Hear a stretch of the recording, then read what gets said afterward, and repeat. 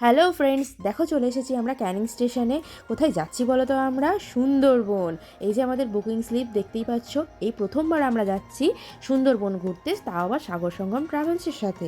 সুন্দরবন ঘুরে দেখানোর জন্য আরও অনেক ট্রাভেলস রয়েছে, কিন্তু সাগর সঙ্গম ট্রাভেলসের রিভিউটা একটু ভালো দেখলাম, তাই এটাই আমরা চয়েস করে নিলাম। আমাদের সকাল 9টার মধ্যে ক্যানিং স্টেশনে পৌঁছতে বলেছিল, তারপর ওরাই গাড়ি করে আমাদের নিয়ে গিয়েছিল সোনাখালি জেটিঘাট। সকালবেলায় চলে এসেছে লুচি, আলুর দম আর নলেন গুড়ের মিষ্টি। টিফিন শেষ না করতে করতেই আমাদের হাতে চলে এলো সকালবেলায় দুধ চা। এই আমেজটাই খুব দরকার ছিল। শয়ে শয়ে বোট ভেসে চলেছে আমাদের এই হোগল নদীর উপর দিয়ে সুন্দরবনের উদ্দেশ্যে। সারা দিনই আমরা থাকবো জলের উপরে ভেসে। এরপরেই চলে এলো আমাদের হাতে গরম গরম চিংড়ির পকোড়া। সুন্দরবন ঘোরার সাথে সাথে খাওয়া দাওয়াটাও থাকবে।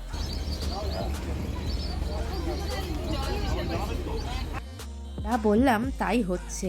মর্নিং স্ন্যাক্স শেষ হতে না হতেই চলে এলো আমাদের হাতে লেবু চা। বেশ ভালোই লাগছে। বোট চলছে আস্তে আস্তে, আর আমরা এনজয় করছি পুরো প্রাকৃতিক পরিবেশ। যত সময় যাচ্ছে আমরা এগিয়ে চলেছি সুন্দরবনের গহন অরণ্যের দিকে। দেখতে দেখতে আমরা চলে এসেছি আমাদের প্রথম স্টপেজ গোসাবা ব্লক। বোর্ডে থেকে নেমে গোসাবা বাজার থেকে হেঁটে হেঁটে গিয়ে দেখতে হবে আমাদের হ্যামিল্টন সাহেবের বাংলো।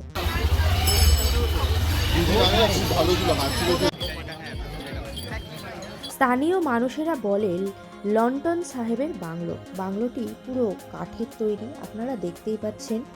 বাংলোটি কিন্তু মাটি থেকে অনেকটা উঁচু করে তৈরি করা। বন্য জীবজন্তুর আক্রমণের ভয়, এছাড়া নদীর জোয়ার ভাটার জল যাতে না বাংলোর মধ্যে প্রবেশ করে, তাই এইভাবে বাড়ি তৈরি। এবারে আমরা চলে এসেছি আরেকটি দর্শনীয় জায়গা, বেকন সাহেবের বাংলো। জায়গাটি বেশ সুন্দর গুছিয়ে রেখেছে।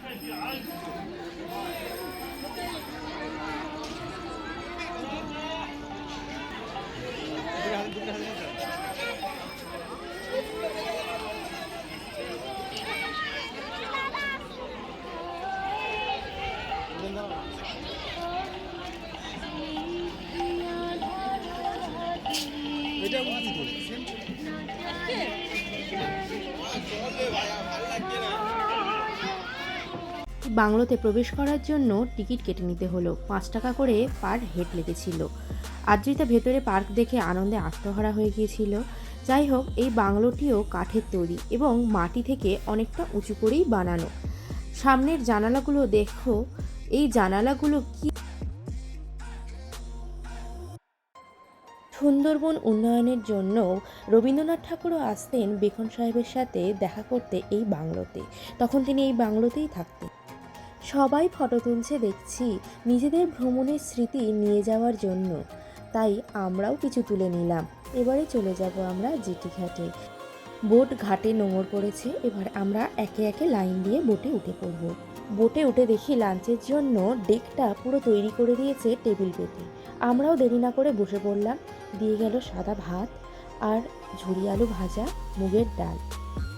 আমি আগেই বলেছিলাম শুধুমাত্র ঘোড়া আর বোট চড়া নয়, তার সাথে রয়েছে এদের দুর্দান্ত খাওয়া দাওয়া আর পরিষেবা।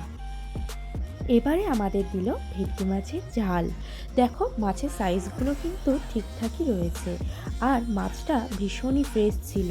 নদী এলাকায় ঘুরতে গিয়েছি, আর ভালো মাছ খাবো না তা আবার হয়?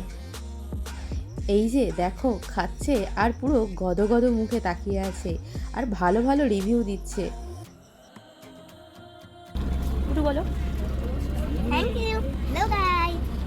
আর এ তো রয়েছে আমার পাকা বাচ্চা। এই পরে দিয়ে গেল আমাদের দই কাতলা। এটাও বেশ ভালো ছিল, আর মেয়েকে সব পেট পিস দিয়ে গেছে বাচ্চাদের। আরেকবার বল। না, শেষ পাতে চলে এলো আমাদের চাটনি আর পাঁপড়। আরেকটা দেখো। Thomson Thomson.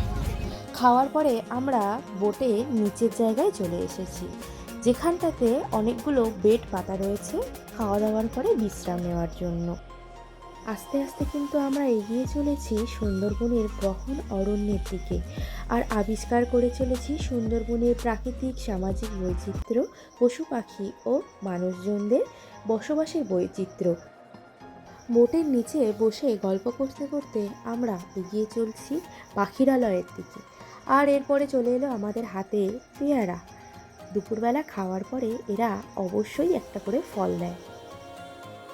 যাই হোক, একদম আলাদা রকমের এক্সপিরিয়েন্স হচ্ছে কিন্তু আমার।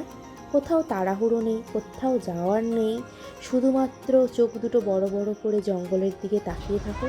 কখন বাঘ আসে, কখন বাঘ আমাদের দেখে, না আমরা বাঘের দেখবো।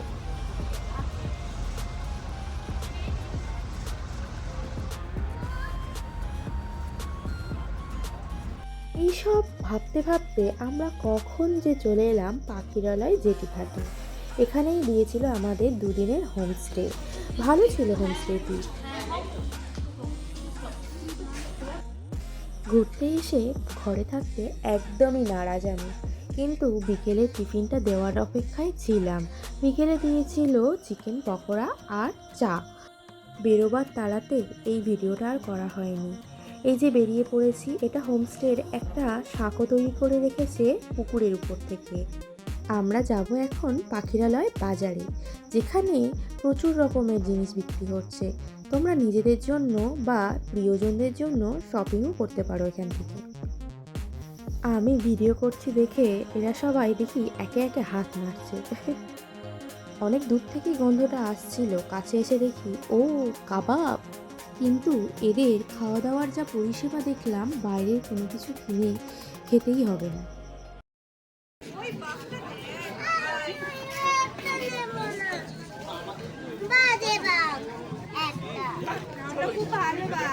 আদ্রিতা বায়না ধরেছে ও কিছু না কিছু নেবে। আমার বেশ পছন্দ হয়েছে ওই বড় বাঘটিকে। ওই বাঘটি সঙ্গে করে নিলে যদি ভয়ে একটু পড়াশোনা করে নেয়। ও কি নেবে একদমই বুঝে উঠতে পারছিল না। শেষে ওর চোখে লাগলো এই হলুদ কালারের বিড়ালটা। এই বিড়ালটাকেও কিন্তু খুব সুন্দর দেখতে। কথায় বলে বাঘের মাসি বিড়াল। বাঘ না হয় নাই হলো, বিড়ালই নিয়ে চলুক। খুব পছন্দ হয়েছে দেখছি, এদিক ওদিক ওলট পালট করে দেখে নিচ্ছে।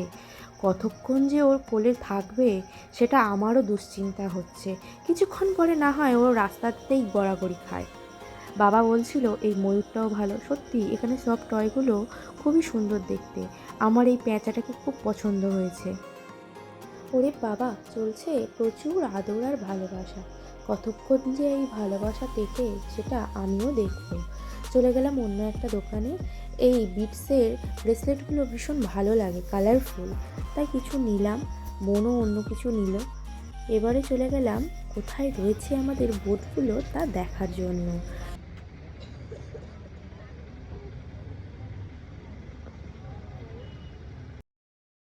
ও মা, দেখি নৌকাগুলো রয়েছে নদীর মাঝখানে।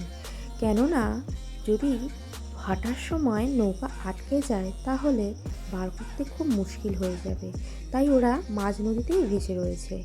এবারে আমরা চলে গেলাম হোমস্টেতে রাতের ডিনারের জন্য। ওরা বলেই দিয়েছিল যে 9টার মধ্যে ডিনার কমপ্লিট করিয়ে দেবে। এবারে দিয়ে দিল সাদা ভাত, চিপস আলু ভাজা আর ডাল।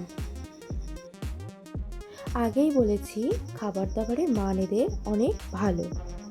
এই ডাল আর আলু ভাজা খেতে খেতে আজকের রাতে কিন্তু স্পেশাল মেনু হচ্ছে মাটন কারি। এবারে চলে এসেছে আমাদের মাটন কারি। দেখো, মাটনের ঝোলটাও কিন্তু বেশ লাল লাল, কিন্তু খুব যে রিচ হয়েছিল তা আমি বলবো না। দিয়েছে একটা আলু আর মোটামুটি 3-4 পিস মতো মাটন। আমার মেয়ের পাতে ছিল ওটা, ওই জন্য 3 পিস দেখেছে। এখানে মোটামুটি 4 পিস মতো দিয়ে রাখে। ব্যাস, আজকের মতো এই পর্যন্ত। দেখা হচ্ছে পরের ভিডিওতে। ভালো থাকবে বন্ধুরা।